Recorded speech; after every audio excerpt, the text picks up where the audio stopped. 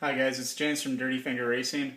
Today we're going to be upgrading the speed control in my Losi SCTE 2.0.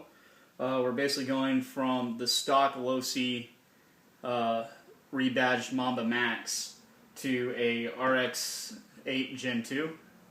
So basically this is my truck.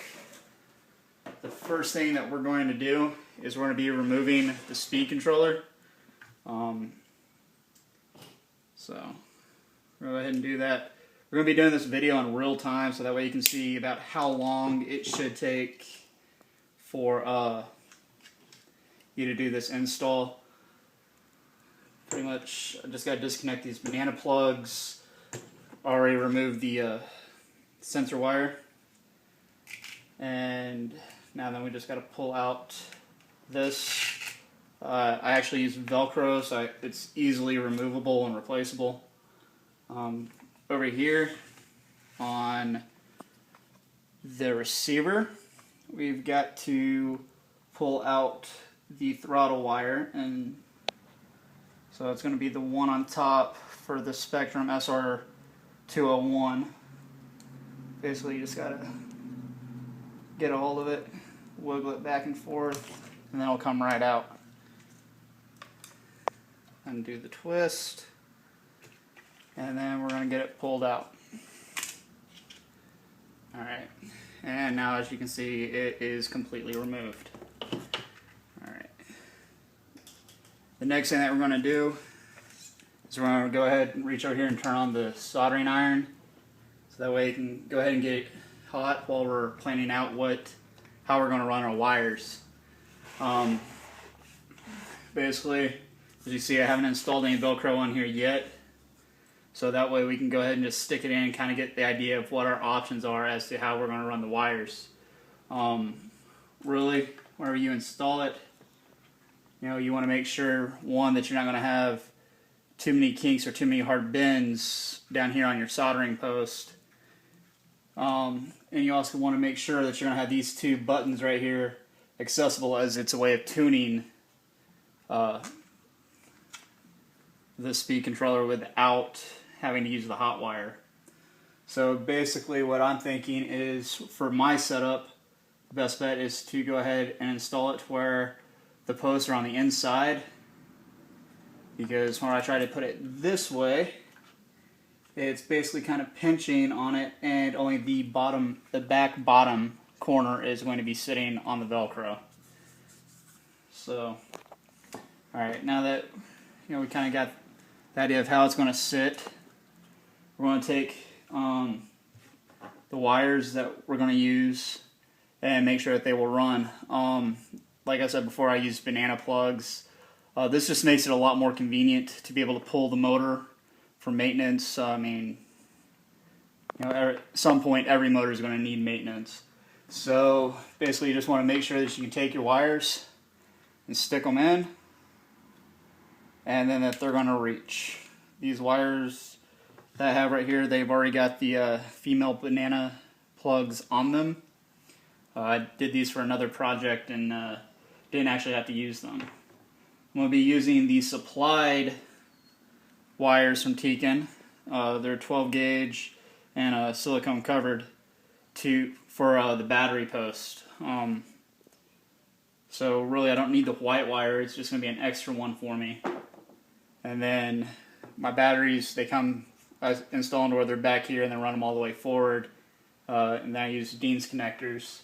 So the second post is your negative battery post, and then the fourth post from the front is your positive. So as you can tell, between the battery wire and these two wires, it's going to be more than enough. What you want to make sure is that you have plenty of play, but not excessive play in the wires, because as I had a hard lesson learned in a points race, if the wires come unplugged, your truck kind of dies in the middle of the race. In my case, it was on the first lap. So since we already know what we're going to be doing here, go ahead and set the entire vehicle off to the side. The next thing that we're going to do is run through the tools I'll be using to use this. first and foremost, soldering iron. I've got one that's got a high and a low to it. A lot of people have a variable one. This one was like 20 bucks from Radio Shack. It works great. I like to use on low setting, so that way you don't end up overheating the post. And then we'll also go through a way of avoiding overheating the post, because really with this thing being encased, you can't see how much damage you're actually doing down here. And if you guys have soldered any of these wires before, you know that if you hold them back here, your fingers are still going to get hot. So the heat goes both directions, not just up the wire. What we're going to be using, we got a good pair of needle nose pliers, a pair of regular pliers, and then some snips. We've also got our hobby knife, a lighter, using a 60-40 rosin core solder. A lot of people still use flux. Rosin core just makes sure I don't need to use flux. It still works perfectly fine. And then of course our wires and heat shrink. We have the fan that we still have to install. We're going to do this last, as whenever it slides in, it's going to be almost up against the backside of these posts, and there's no reason to install it up because you're more than likely going to melt the fan first. And then we have our Dean's connector. And alright, that being said, we're going to get started. Alright, the first thing that I want to do is get this Dean's connector out, and then we're going to tin it. Basically, I just use the pliers as a way to hold the electronics, or the little connectors and plugs. We're going to go ahead and take off maybe 1/4 of an inch, a little more, a little less. Alright, now we got our wires cut, ready to be tinned. We want to check the soldering iron, make sure that's nice and hot and not wrapped around everything else. Now, you just have to be careful while you're using the soldering iron. It is hot, it will burn you. So just use care whenever you're using it. The best way to test it before you start touching it to everything and waiting is just make sure you can hit it with solder and the solder will melt. Before you tin anything else, it is important to make sure that your soldering iron itself is tinned, as it actually helps to make it to where the solder will melt faster. So what you're going to do is just basically set your soldering iron down, let it heat up the connector, and then just feed in the solder.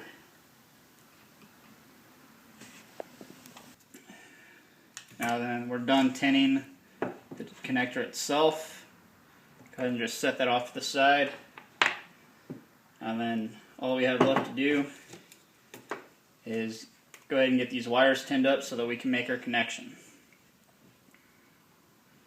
You can use things like helping hands or whatever to hold solder and the wires, but I find it easy. Just bend the solder, heat up the wires, and then what you're going to do is you're going to hit the solder, the soldering iron, and you're going to see it start smoking and melting up.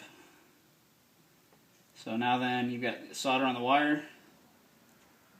You just want to make sure that you've got solder running all the way around. So while you're running your solder, just kind of roll the wire. So that being done, next thing to do is grab your Dean's connector. By now it should have cooled off enough that you can hit it, grab it up with your hand. Again, what we're going to do is we are going to take the needle nose pliers and get a hold of it, just leave them laying there. Then you're going to take your red wire for your positive, and then just place it on top of the solder. Alright. Grab your hobby knife. Depending on how you want to run these, you got two options. You can set them in here horizontally, or you can set them in here vertically, or you can just pick an angle and go with it. Really what you want to do is just cut off enough right here at the end of the wire, so that way you can get a good tin job on the wire, and then get it to sit nice and flush inside the post. Now that we got all this tinned up, what we're going to do is we're going to go ahead and tin all of our posts. Basically, you've got your A, B, well it goes A negative battery, B positive battery, C. So you just need to make sure you know which wires you're going to be running where. Go ahead and just stick your soldering iron down into the post and let it heat up for a second. And then you're going to take your solder and run it down on top. That's something that you're going to want to do with these wires, since they're going into those slots. You want to take them and try to crumple them down a little bit, make them nice and flat, so that way they will easily fit inside of the post. So that way now we can set them down in like this, or we can plug them straight in from the top.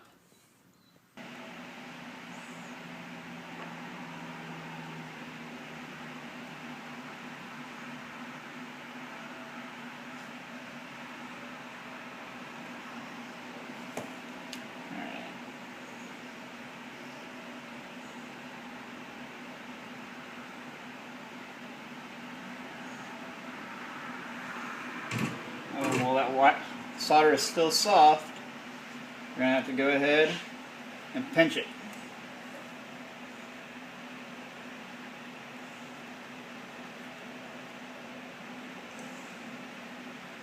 Alright, let's see.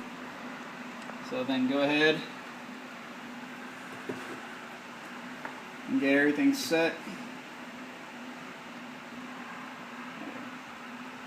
And basically just take it, set it on top.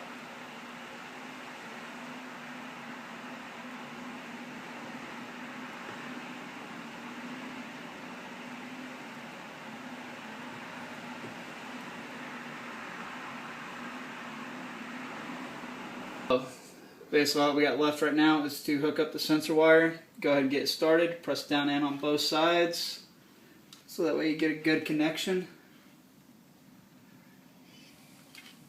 And once it's in there, give it a little bit of a tug, so that way you know it's not coming out. Then make sure you press back down on it. Alright. Next thing that we're going to do is we're going to install this fan.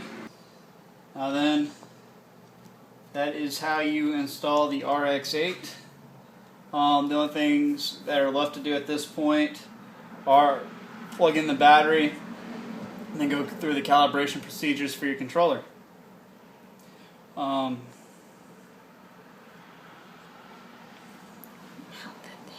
my camera lady is pointing. Alright, here we go. It's just something I didn't mount this. Really, pretty sure she can figure this out. It's actually a pretty good design. It actually has this little extra hole right here, so you can take a screw and you can mount it in anywhere you want, instead of just these two holes right here that come on most of them. Really, I'm just going to take some tape, and I'm either going to mount it right here. I'm probably going to mount it right here. It's just a little piece of servo tape. I'm pretty sure that y'all can figure that one out. So, yeah, this video has become quite long, which was not anticipated. We will make an edited video to slim this one down. But if you got any questions or comments, you got one of these, and you need some help getting it set up, shoot me a message, and I'll be more than happy to try to get you pointed in the right direction. Anyways, stay tuned for further updates from Dirty Finger Racing, and y'all have a good night.